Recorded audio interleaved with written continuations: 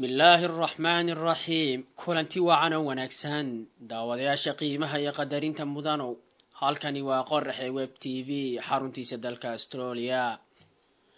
waxaadna si toos ah nooga daawanaysaan shabakadda Caalamiga www.qorahay.com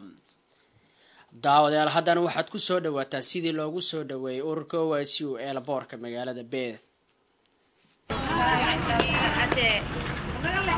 daawadayaal waxaad ka aragtaan dadweynihii oo soo dhaweynaya ururka dhalinyarada oo si fiican loo soo dhaweynayo ولد الله ركان تابك الله سودوين يا ولد جدًا عليكم السلام ولد جدًا قارك مذا وكأمانة يا حقنيو على بريسبين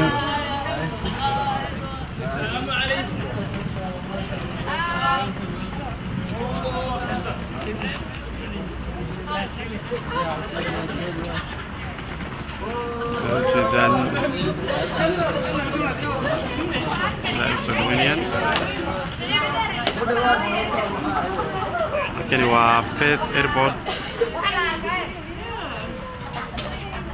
kulanti waxaana wanaagsan daawadayaal halkan waxaan idinku haynaa barnaamijkan idinka soo diyaarinay dhalinyaro ka timid Melbourne oo kamid ah OICU mikrofoonkan ula dhaxmari doonaa waxaan weydiin doonaa dareenkooda iyo balse ay u arkaan magaaladan cusub ay yimaadeen ku soo dhawaada Axmed Ayub ku soo dhaw Qorahay Web TV بسم الله الرحمن الرحيم ومحسنتين بعد قرحي تي في أدبار الدين سلامية أنا أوكا إمد مقالة بريسبين قبل كوينسلاند مقعيق أحمد أيوب حنا هذه هذا فرح سنة إن كل حنا هذه هذا فرح سنة إذا كان مهد أن ياسو دوين تقيمها بدن أي ناس سميين أور اللي يرد مقالة بيرث هذه أدبار الدين سلامية هذه أدبار محسنتين هذا مقعيق بالله يكسر دو بيت السلام عليكم مقعي والدها محمد عبد المعلن OIC ملبورن maanta waan qayb galinaa shirka Pacific labaad OIC maadsanid maxamed yar walaal ku soo dhaw Qorahay Web TV iyo Bethba sidaad u aragtaa imaatinkiinan aad maanta u timaadeen shirkan aad baad u mahadsantihiin dhamaantiin bahda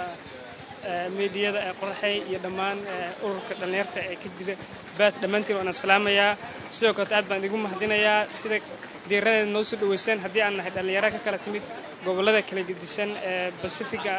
ama dhahaba sida gobolada Australia sida Queensland gaar ahaan Brisbane iyo Victoria khaasatan Melbourne marka aad baan ugu faraxsanahay farxad weyn ayaan ii tahay inaan ka qayb galo shir noocan oo kale ah oo isku imaanayaan dhalinyaradan aad ku tiro badan marka waxaan rajaynayaa inuu noqdo kii nagu dhamaada si wanaagsan iyo guul leh marka waad mahadsantihiin aad iyo aad baad u mahadsantahay Luul Cabdi Macalin ku soo dhaw Qorahay Web TV iyo Bethba sidaad u aragtaa imaatinkiina maanta السلام عليكم وأنا سلامي بهذا قرحي ميديا عادي أنا فرح سنة هاي إن كقيب قاعدنا شركة لبعض OIC Pacific دمان دلني رد كساقيب كشان عادي أنا قم هاد علنينا واشر إن عادو excitement أنا وأنا سجل أنا أنتو شركة ناقب بلعبنيو بعد سنة لول هاني عبد الله معلن كسر دوا Qorahay Web TV iyo Bethba sidaad u dareenkaaga shucuureed ee ku aadan imaatinkaga aad maanta Beth timid بسم الله الرحمن الرحيم السلام عليكم دمانتين أنا السلامة halkan ugu hambalyeynaa ama ugu mahad celinaa Qorahay Web sida waana noo soo dhaweysteen waxaan ka soo qayb galnay shirkii labaad ee Pacific OIC Beth insha Allah maanta ayaan soo galnay maadsanihani daawadayaal haddana waxaynu ku leexanaynaa Rooda Cabdi Guray oo kamid ah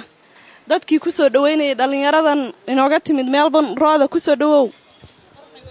بسم الله الرحمن الرحيم aad baad u mahadsantiin waan idin salaamayaa runtii waxa farxad weyn ah maanta inaan dhalinyaradan sharafta badan ee safarada dhaadheer nooga soo galay si ay uga qayb galaan shirka labaad ee OIC Pacific inaan soo dhaweyno farxad bay noo tahay marka la waxaan leeyahay soo dhawaada qalbi furan ku soo dhawaada beed ku soo dhawaada dadkiina ku soo dhawaada jaaliyadiina ku soo dhawaada waana ku faraxsanahay shirkana khayr baan rajaynaynaa inuu noogu qabsoomo insha Allah waa mahadsantiin mahadsanid Rooda daawadayaal haddana waxaan ku leexinaynaa fartuun ka waran maadaama aad kamid tahay OICU Beth haddana aad soo dhaweysay dhalinyaro cusub oo aadan weli hore u arag sideed u aragtaa dareenkaaga ku aadan dhalinyaradan cusub ee walaalaha ay la kulantay iyo sida idinku yimaadeen iyagoo kooxo aad u tiro badan السلام عليكم aad iyo aad ayaan ugu faraxsanahay dhalinyaro aad u badan inay nooga imaato wadanka Melbourne oo si aad ah iyo aad weyn ayaan u soo dhaweynaynaa farxad weyn way noo tahay inay dhalinyarada aad u sii badanayso maalin walba aad baan ugu faraxsanahay aad iyo aad baad u mahadsantahay daawadayaal haddana waxaan ku leexinaynaa hanad yare ku soo dhawow beed أنا واحد هند محمد OIC Melbourne waxaa umaaday shirkii labaad oo Perth hanad hadda ka hor Perth ma timid ma wiliga iman hadda kuugu horeysa hadda maxaad u timid second annual conference oo OIC Pacific aad iyo aad baad u mahadsantahay daawadayaal halka waxaa inoogu eeg barnaamij kooban oo aan idinka soo diyaarinay dhalinyaro ka kala timid Pacific ha u badnaadaan OIC Melbourne intaas ayuu inoogu eegyahay wassalaamu calaykum waraxmatullaahi wabarakaatu mahadsanid nimca sharaf taasi waxay ahayd wariyeen nimca sharaf oo goobjoog ka ahayd goobtii lagu soo dhaweynayay dhalinyarada daawadayaal haddana waxaad ku soo dhawaataan shirweynihii ururka OIC uu ku qabtay magaalada Perth ee dalka Australia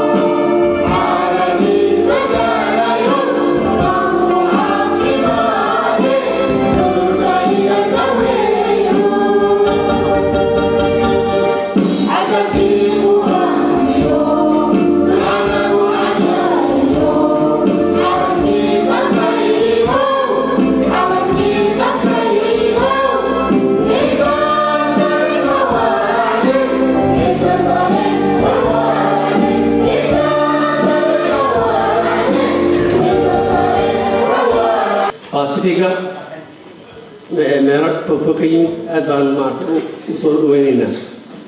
anigoo ku hadlaya jaaliyada reer ogaadaya Soomaalida ogaadaya Perth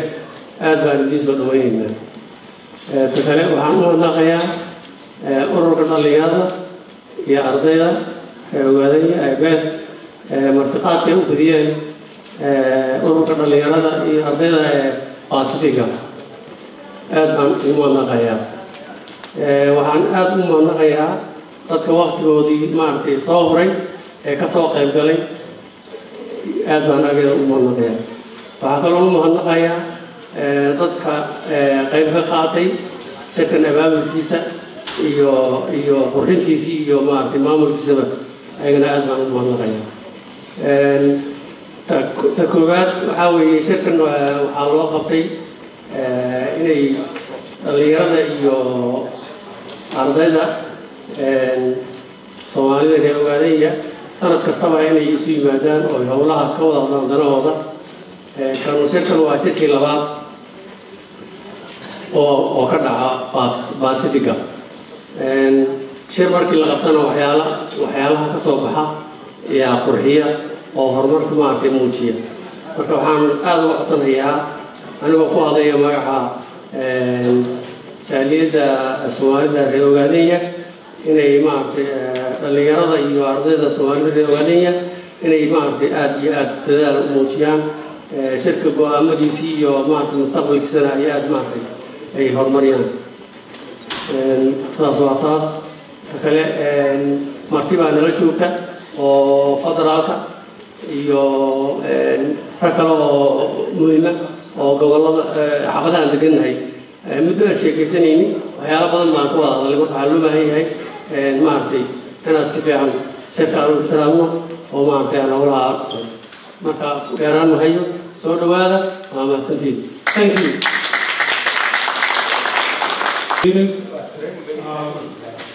Boys and girls, I'd like to welcome you all to today's event, the second annual OYSU Pacific Conference. Last year the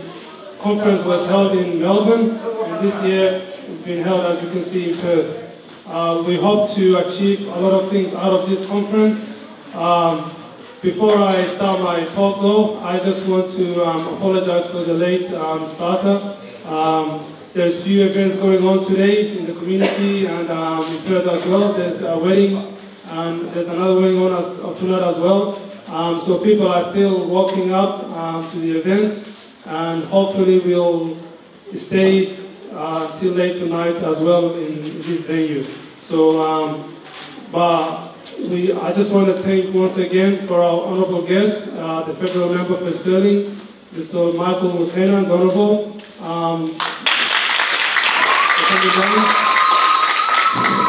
Mr. John Halligan, the candidate for Gilroy. Chris Halkan, the member for Kolkata,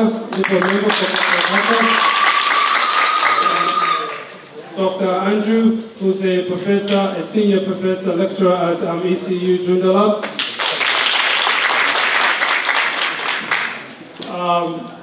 Hopefully we'll have a lot of time together. We'll be going through many more agendas and presentations tonight. But before we do that, I just want to go through OYSU and what it stands for, just a few pointers. The Ogaden Youth and Student Union was established in 27th of June 2010. OYSU aims for the following: to advocate for the rights of students, children, and youth in the diaspora and in the Ogaden, to unite all Ogaden youth from every corner of the world and work towards one goal, to promote education and leadership, to promote and tackle social and cultural issues, and to work with several communities and youth organizations to create awareness about the ongoing human rights violations against the Somali people of the Ogaden. That's the aim of OYSU. We come under the Ogaden community here in Perth as well in Melbourne. And hopefully later on tonight I'll do a presentation of OYSU generally in the Pacific area, mainly, if I say the Pacific, I mean in Australia, our achievements since last June, and hopefully I'll do that later in the evening. But I'll stop at that right now, and I'll speak to you guys later. Thank you.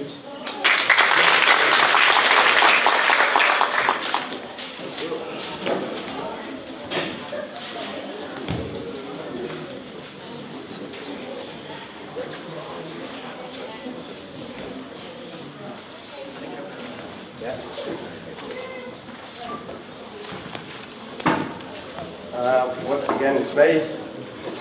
I hope you're not all very sick with me, but I'd like to welcome a federal member that's here with us today, an Honourable Mr. Michael Buchanan, please.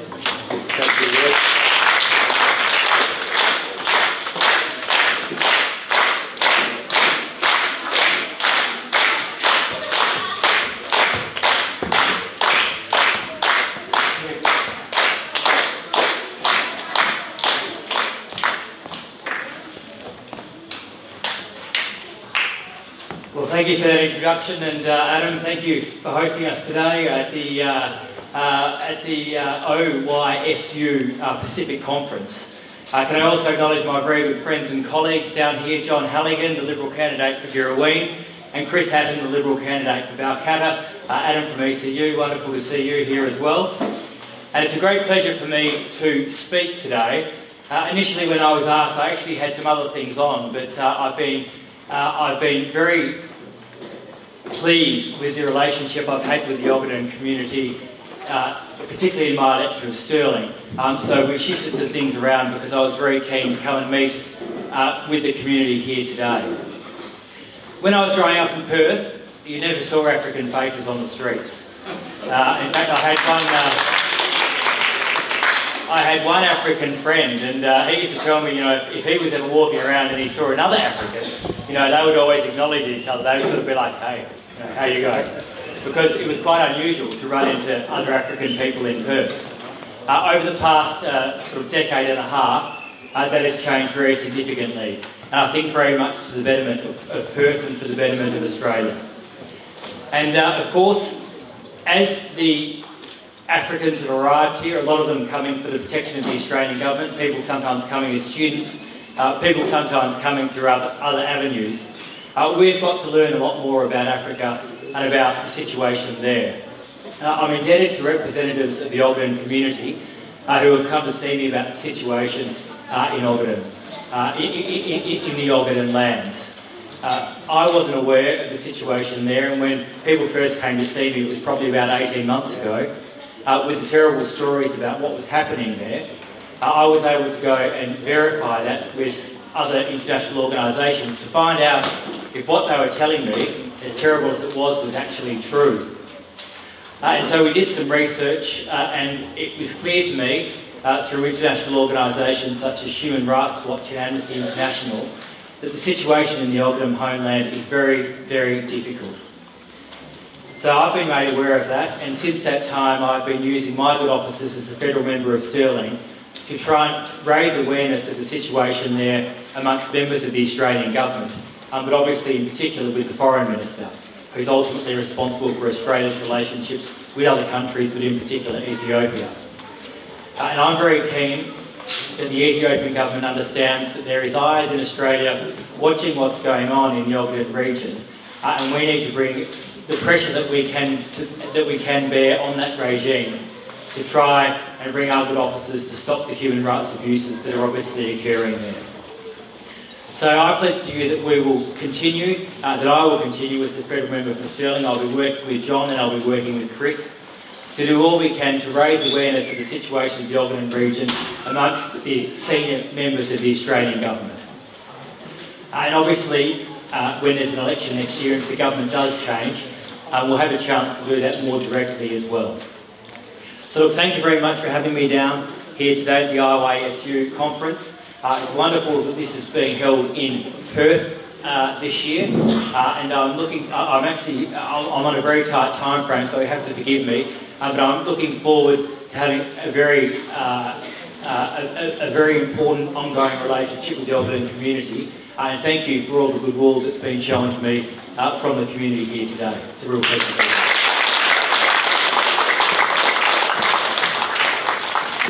We're going to go for a tea break in a short while. But before we do that, I just want to welcome Mr. Hamdullah, who's going to give a speech about the role of the international community against the genocide in Israel.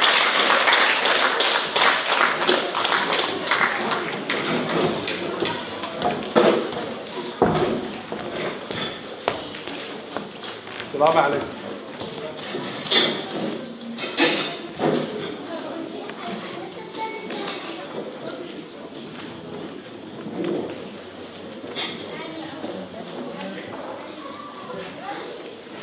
Before I start, some of us might become a little bit disappointed, or I will become more determined whenever I see such things. Dear Chairman, brothers and sisters, dear friends, I always feel honored to speak in front of such important gathering, that which includes scholars, students, and other members of Somali and Ogaden civil society, whom I have a great respect. I also welcome to our Australian guests who have honored us with their presence here today. I welcome you. I thank the organizing committee for having invited me to this important conference, from which I'm sure we'll gain more experience from the past days.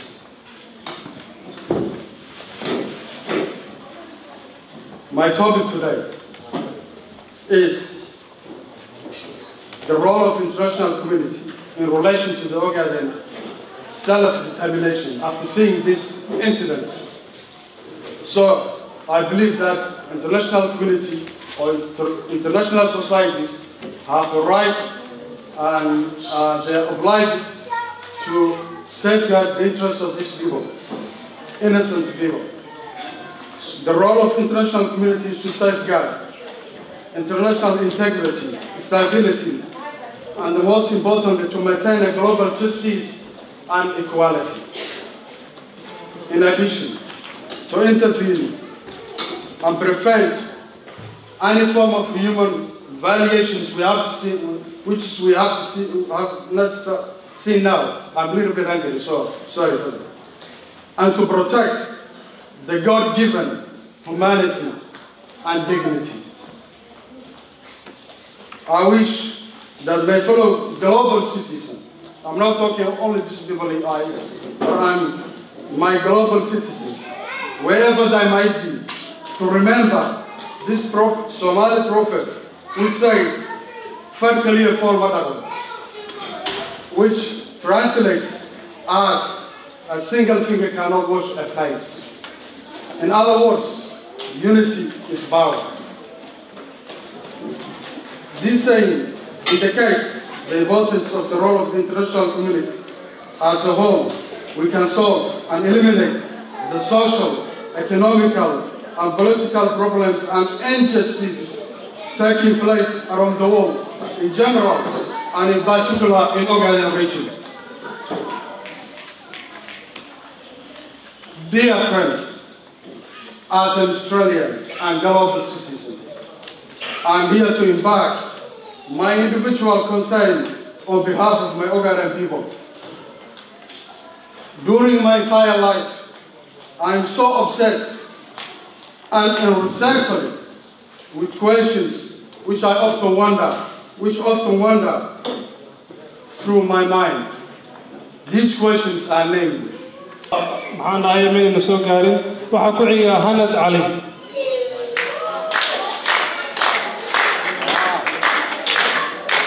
iyo saaxiibkiis Maxamed Cabdi oo ma kala reebi kareen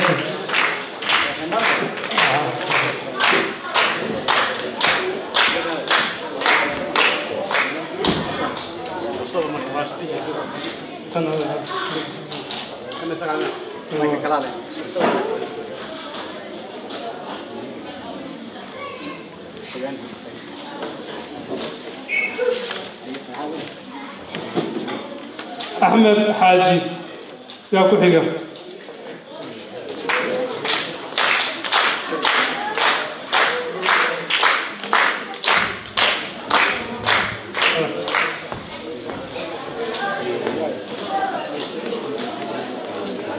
عبد الله بشير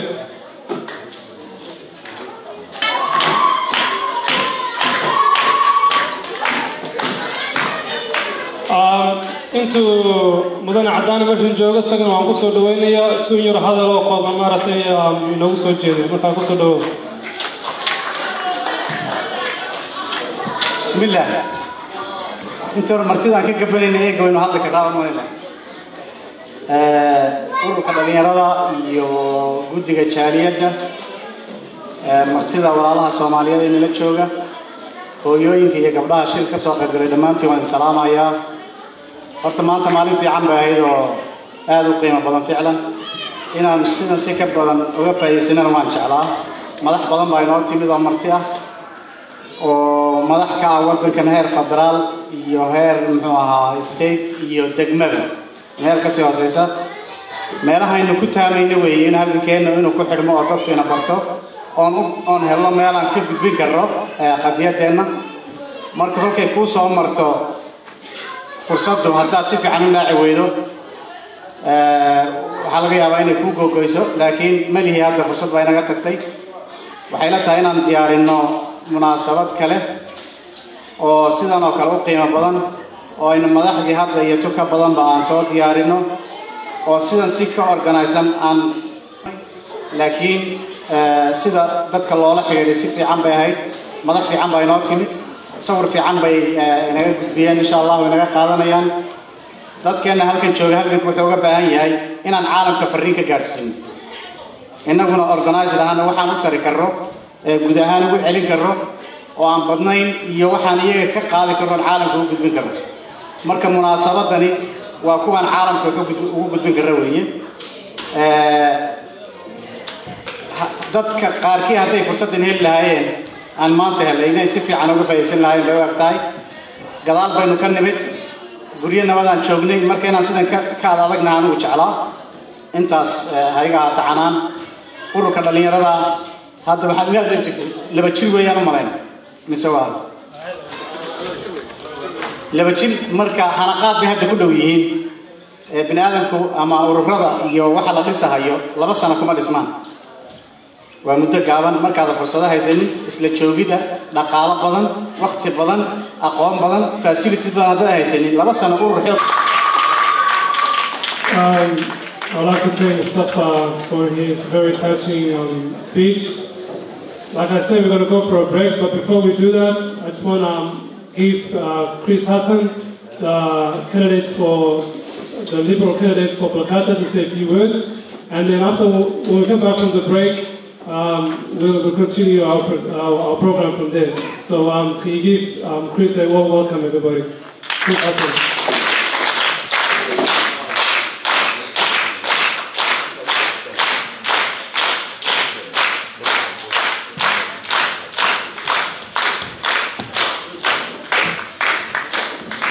Good afternoon all.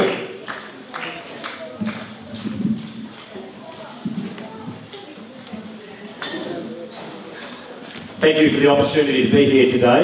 We only met last week. I was at a Law and Order forum in Dalka, Osmond Park, with the Federal Minister Michael Keenan and another State Minister, Mr Tony Kristovich. My purpose for being here today is, as I mentioned at the Law and Order Forum, I'm an educator. I've been involved in teaching for 30 years, and I know how important education is. Education is empowerment to give rational thought and fairness to growing communities to move forward. Now, in the past several weeks, I've attended a number of multicultural functions. The Greek National Day, where they were commemorating the Holocaust, which of course I've just seen virtually a Holocaust happening behind me today. Atrocities that are just unbelievable. I've also attended the Filipino function, Burmese function, and of course Burma has its own atrocities occurring at this very moment, and a number of other multicultural bodies. I'm absolutely astounded at what I've just seen and heard, and I do know the passion runs very deep. The feelings are very, very deep, and I'm very pleased that Mr Michael Keenan is associated with your movement forward to better times for yourselves as new members to the community of Australia, and also moving forward with the issues back in the homeland. The issues are very real. That is a reality that needs to be brought to the attention of the world at a much higher level. I'd like to say personally that I've had the pleasure of being involved through my family and association with education at Dalka High School in a strong multicultural society. I have 2 16-year-olds, one still at Dalka High School, and having also been the president of the PNC there for nearly 10 years, until recently, I have had the experience of meeting some wonderful African students. A number of these students are actually very good friends of my 16-year-old son. They come to my place. I had 3 or 4 of them there last night. They do what young teenagers do. They have a good time. And I asked my son before coming here, I asked him, son, do your friends, your African friends, your Ethiopian friends, and others, do they ever talk about what's happened to them and their family And he says, yeah, Dad, now and then they do mention. But Dad, let's not go there. You know, they're enjoying their life in Australia, let's not go there. Okay, son, but you have heard some stories. I left it there, this was just before coming here, because there's certain members, young people in Australia who don't know what's going on, but they have to enjoy their young times. What I'm disappointed at is that it's not taken to a higher level. And I think this is what you're talking about. There needs to be more awareness at a higher level, whether it be in secondary schooling, whether it be in tertiary education. Education is so important. Or whether it be at government level, national, state, national, international. I'm not going to take any more of your time. I just feel very, very humbled and very blessed to be here today to learn more about yourselves as a community and the way that you are so nicely integrating into the Australian way of life. So I commend you all and thank you very much for having me here.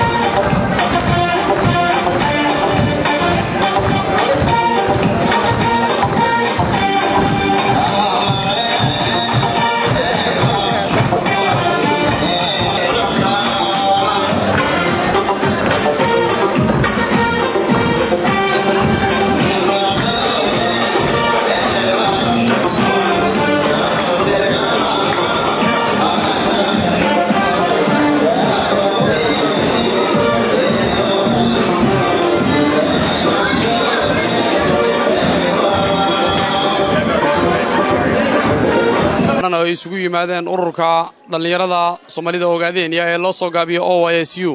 shirkaas oo ah sanad guuradii labaad ee ka soo wareegtay markii laga aasaasay Pacifica kulankan oo ah kii labaad ee ururka dhalinyarada ee Pacifica isugu yimaadaan ayaa maanta waxay ku soo bandhigeen barnaamij aad iyo aad u qiimo badan oo dadweynihii goobta yimid ay ka wada heleen barnaamijkaas oo isugu jira mid wacyigelin iyo mid ay ku soo bandhigayaan taariikhda waddanka Ogaadeenaya haddaba waxaan doonaynaa annagoo ah Qorahay Web TV inaan bal dadweynihii ka soo qayb galay aan mikrofoonka la dhex qaadno marka hore waxaan ku bilaabaynaa ku soo dhawow Cabdicasiis oo ka mid ahaa dadweynihii ka soo qayb galay sideed u arkaysay xafladan ururka dhalinyarada isugu yimaadeen maanta aad baad u mahadsantiin Qorahay Web TV aad iyo aad baan ugu faraxsanahay qaabka wax u dhaceen qaabka ururka dhalinyarada OYSU ay wax u soo abaabuleen runtii waa wax lagu farxo taariikhdii halka ka dhacday iyo ajnabigii ambiyadii iyo dawladdii Australia ee nagala soo qayb gashayba aad iyo aad baan runtii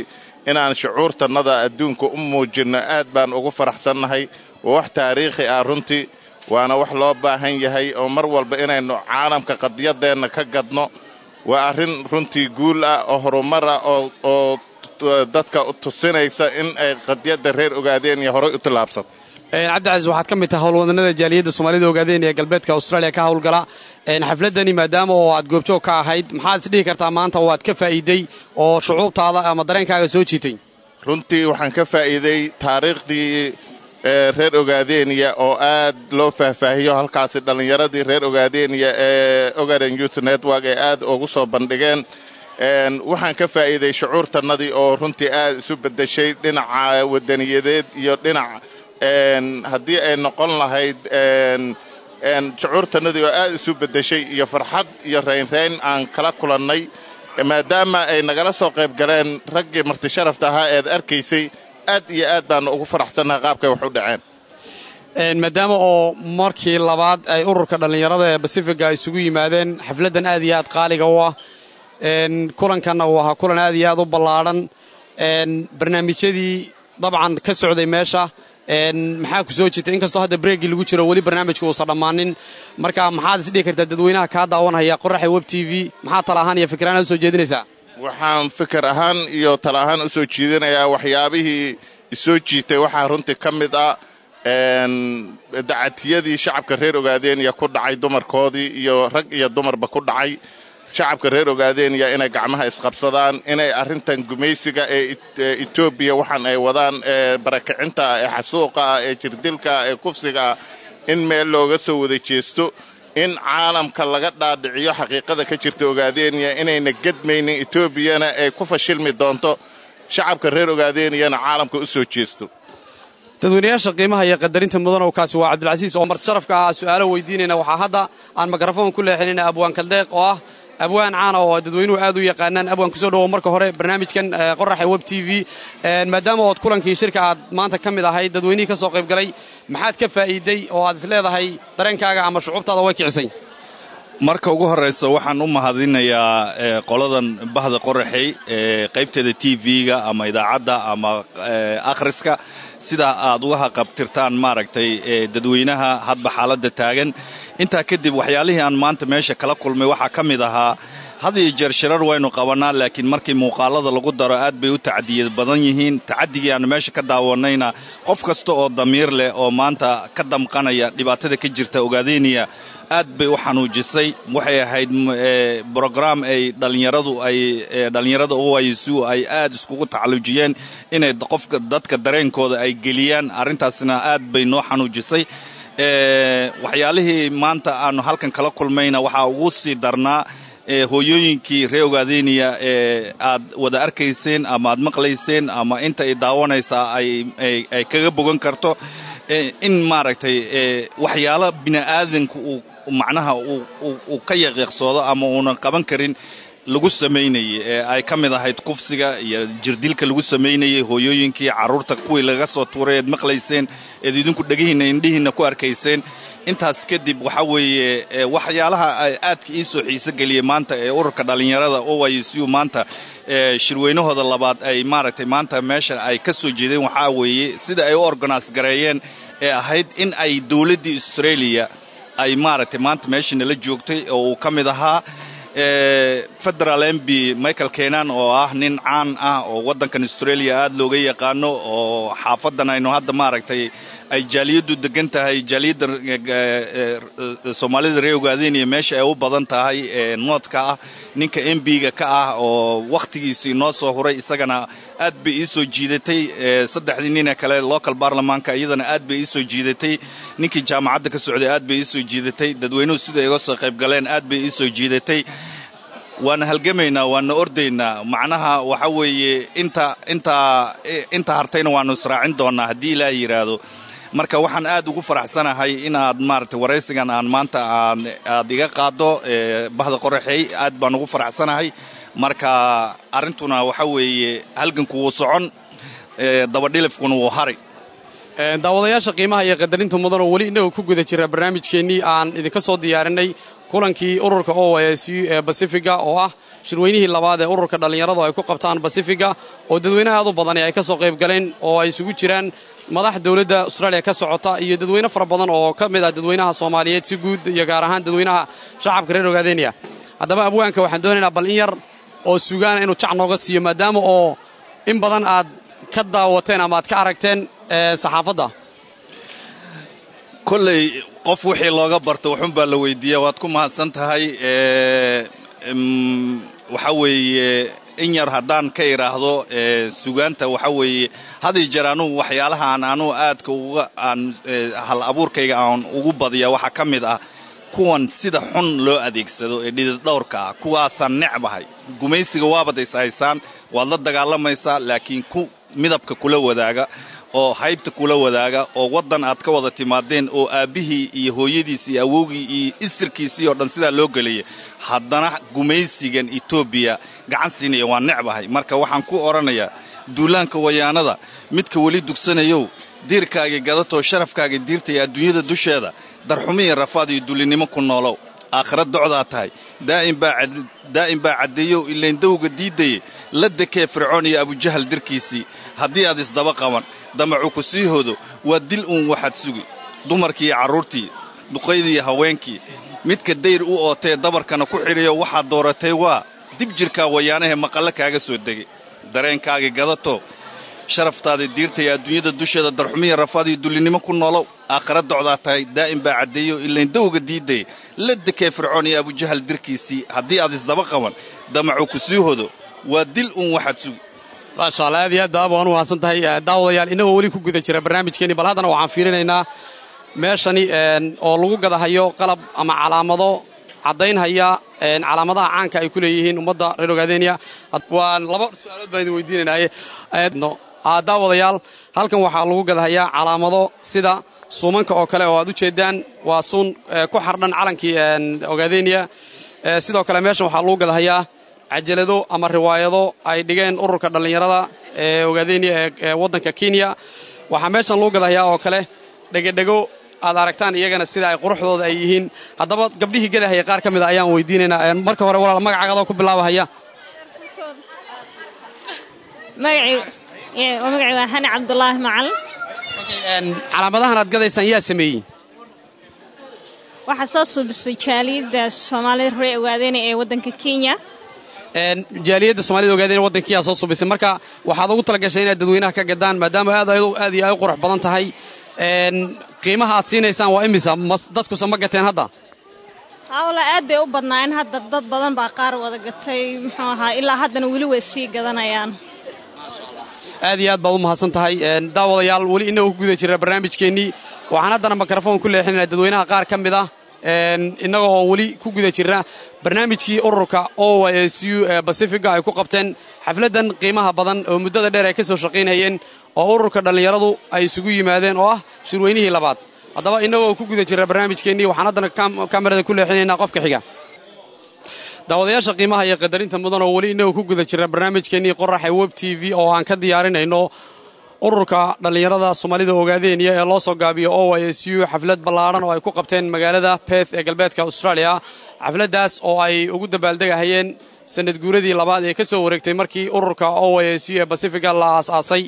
haddaba innaga oo ku guda jira weli barnaamijyadeennii waxaan haddana mikrafoon ku leexinaynaa dadweyne ka soo qaybgalay adeer gaboose adeer ku soo dhawow marka hore waraysigan aan kula yeelanno sidaad u aragtaa xafladan oo aad ka mid ahay dadkii ka soo qaybgalay maanta bismillaahi raxmaani raxiim xafladdan waxaan u arkaa xaflad aad iyo aad qiimo u leh in badan ayaan waxaan u soo jeegay qadiyadda reer Ogaadeniya maanta jaaniska iyo heerka ay gaadhay weligay ma aanan arag aad iyo aad baanan ugu faraxsanahay sida ay u dhacday aad baan ugu faraxsanahay maxaa ka mid ahaa dareenkaaga wixii soo jiitay maadaama oo xafladdii weli ayna dhammaanin oo qaybtii hore aan ku jirro maanta dareenkaaga maxaa soo jiitay ood isdhihi kartaa ama dadweynaha ku daawanaya ee Qorahay Web TV kaa daawanaya aad u soo jeedinaysaa dareenkayga waxaa soo jiitay calankii qadiyadda oo gabdhihii iyo wiilashiiba ay wada qabaan mooraalkooda uu kacsan yahay annagoo odayaala aanu aad iyo aad arrintaa aanu ugu qeyroonnay waxyaabaha na soo jiitay baa ka mid ahaa waxaa kaloo na soo jiitay dowladda Australia rag ka socda oo ka soo qayb galay ayaguna aad iyo aad bay noo soo jiiteen waanu u hambaleynaynaa ayaga dadweynaha waxaan ku baraarujinayaa halganku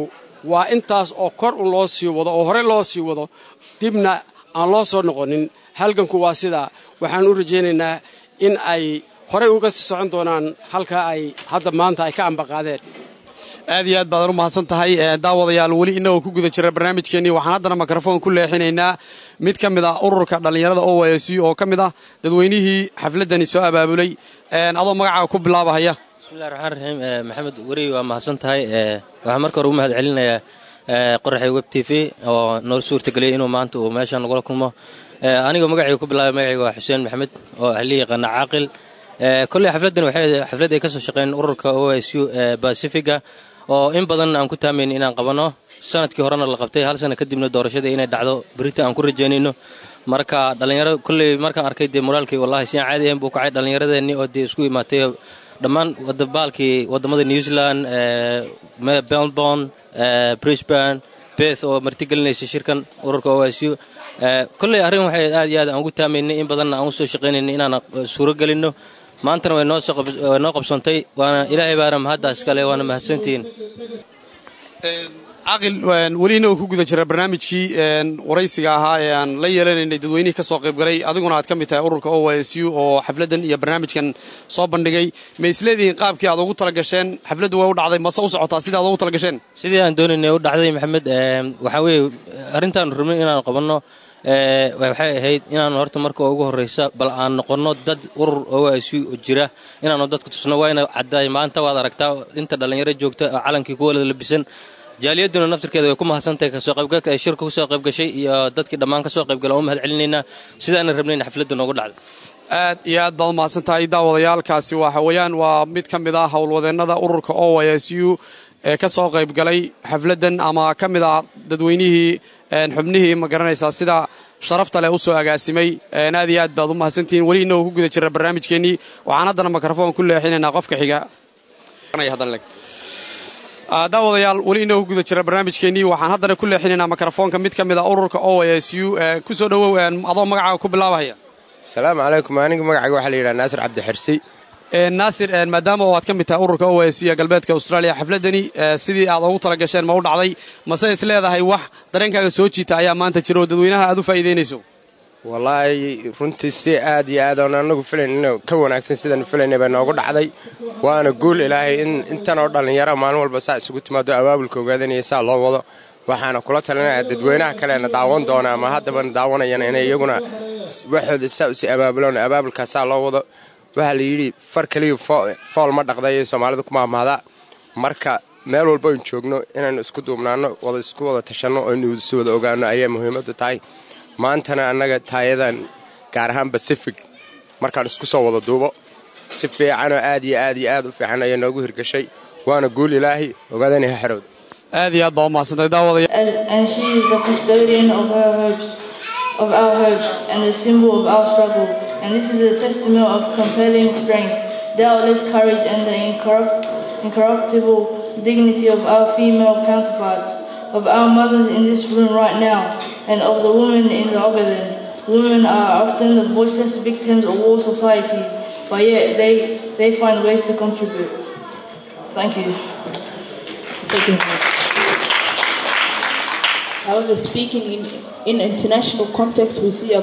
global commonality between women from different cultures, societies, ethnicity, and social groups. And that commonality is that women are a force.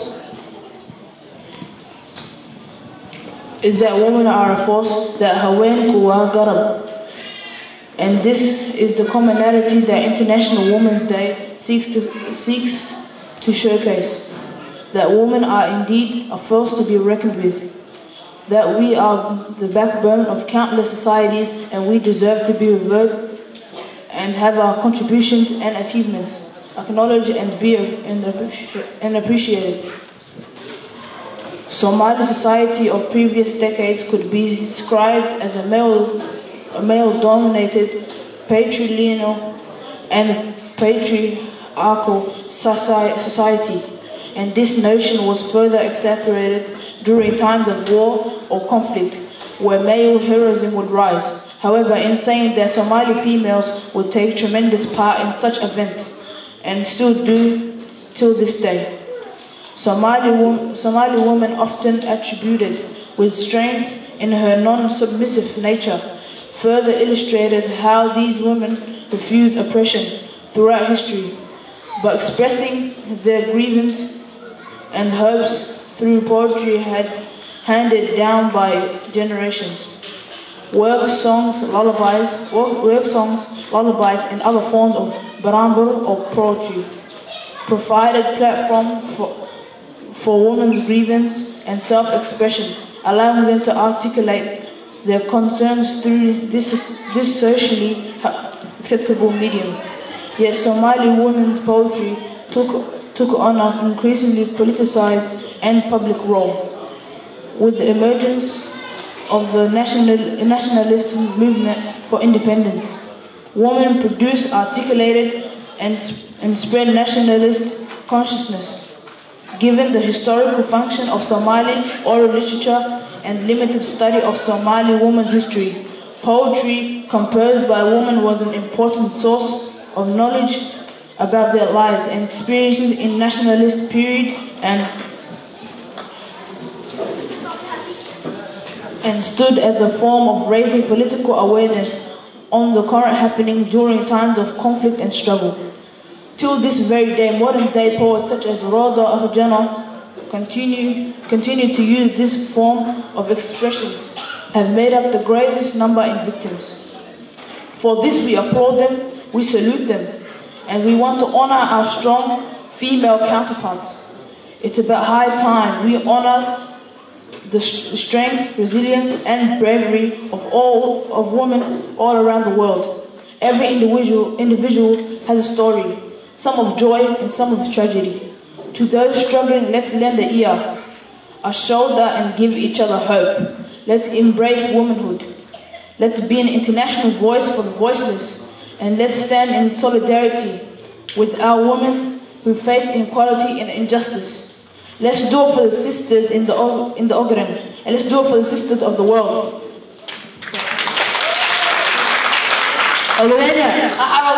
Ogadena, Gumaysiga, Somalia, Thank you, everyone. daawadayaasha qiimaha iyo qadarinta mudano waxaa intaasi inoogu eeg barnaamijkeen idiin soo diyaarinay oo aad kala socoteen Qorahay Web TV xaruntiisa dalka Australia. dhanka kamerada waa Maxamed Ibrahim, waxaan la socodsiinay anigoo Ahiib Sheek. intaynu dib dambe u kulmi doono waxaanu leenahay sidaa iyo assalaamu calaykum waraxmatullaahi wabarakaatuh.